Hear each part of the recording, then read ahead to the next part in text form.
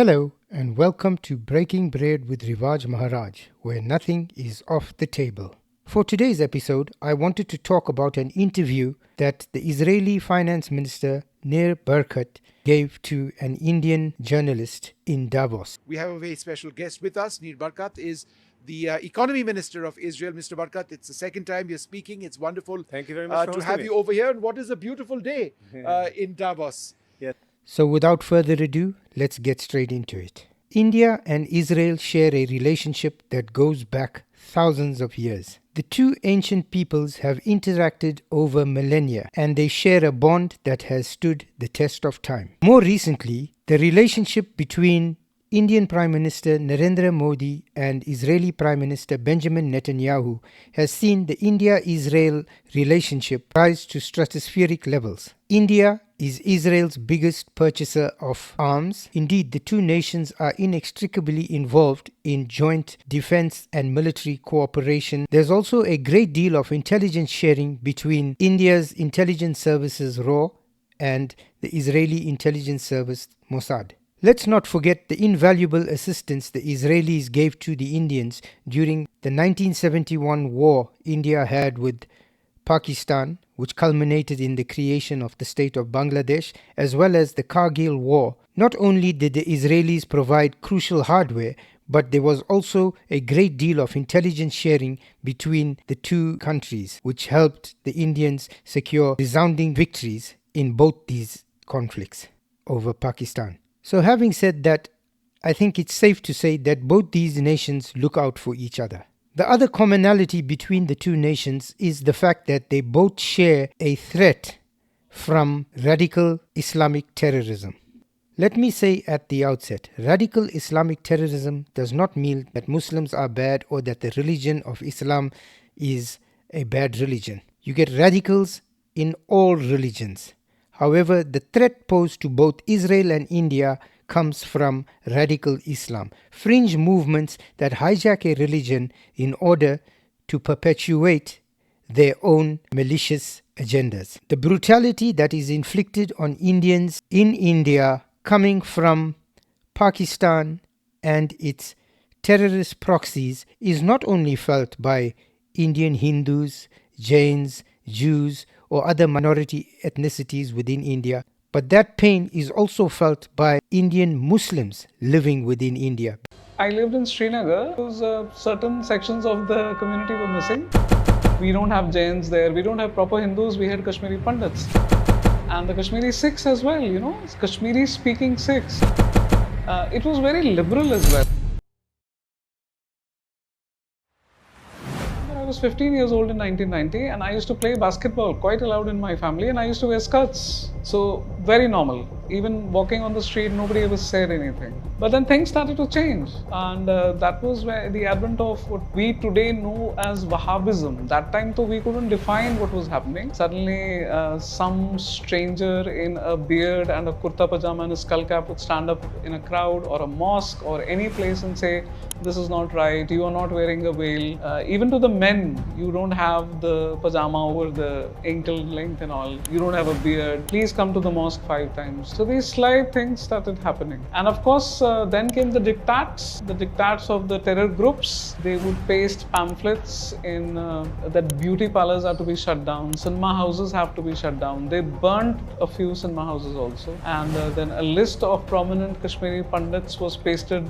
We used to have wooden electric poles. So it would be pasted there or on the mosque doors. And of course, then we heard that some women who were wearing jeans were kneecapped. Kneecapping is when you shoot at the knee, you disable the person. And we heard of a few acid attacks on women who were not veiled. So slowly, the atmosphere of the city first, Srinagar, and then the adjoining districts, Anantnag, Budgam, and slowly the border area started changing, because the message went to the people that, you have to change your way of life. And then you start hearing about these leaders coming up, that there is a Hurriyat group, and there is Sayyid Ali Shah Gilani, and there is a Shabir Shah, and then, so this was the atmosphere it was like. Because they are also targets of this malicious agenda. I also want to make clear that when I make reference to Pakistan or Pakistanis, I am not making reference to the good people of Pakistan. I am actually referring to the government of Pakistan, its ISI and military. because I believe that the people of Pakistan are equally victims of this deceitful, malicious government and its military that it uses to enforce its will on its own people. So with that having been said, let's have a look at what the minister had to say during the course of the interview. The reporter asked him about the current situation in Iran and whether Israel would like to see a regime change come about. And it's interesting the response that was given by the minister. Well, from the Israeli perspective, Iran, unfortunately, in the last few decades, has been the head of the evil axis. They put a target to destroy the state of Israel, I want to remind everyone. They wanted to create a nuclear bomb in order to use it against us. They created thousands of ballistic missiles, and they used proxy strategies, strengthened Hamas in Gaza, Hezbollah in Lebanon, and they proposed an imminent threat to Israel. So thank God, in the last round of violence, we dramatically crippled them and actually hit them very hard and demonstrated that they're not as big and strong as they thought. I believe it influenced the whole region.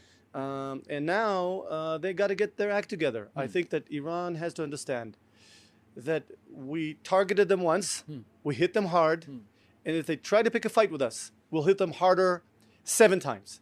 So it is amazing to me how the world doesn't care about what's happening internally in Iran. All the protests that were pro-Palestinian, where are you? Where's the world trying to defend the people of Iran that want to liberate from the jihadi leadership they have? The Israeli interest is to defend Israel, okay? And maybe the world and the neighbors of Iran would like to see a regime change. We're focusing on what our interests are.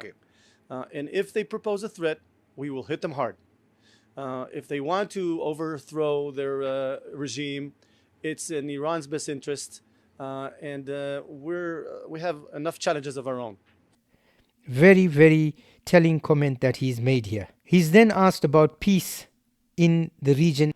Mind you, I want to remind everyone that we have peace with Egypt over 40 years. Yes, that's Egypt was the biggest enemy in our region. 40 years we have peace with them. With Jordan, which again we had wars with, we have peace almost 30 years. The Abraham Accords, we've expanded in the last 5 years, and it's looking really, really successful with the Emirates and others. Another point that he mentions regarding the close bilateral ties between India and Israel, and he says something that is really noteworthy. Let me make one point. The people of India and the people of Israel, the people to people, excellent relationship. The government to government, excellent relationship. And the business community feels that because of that, it's great to do business in India.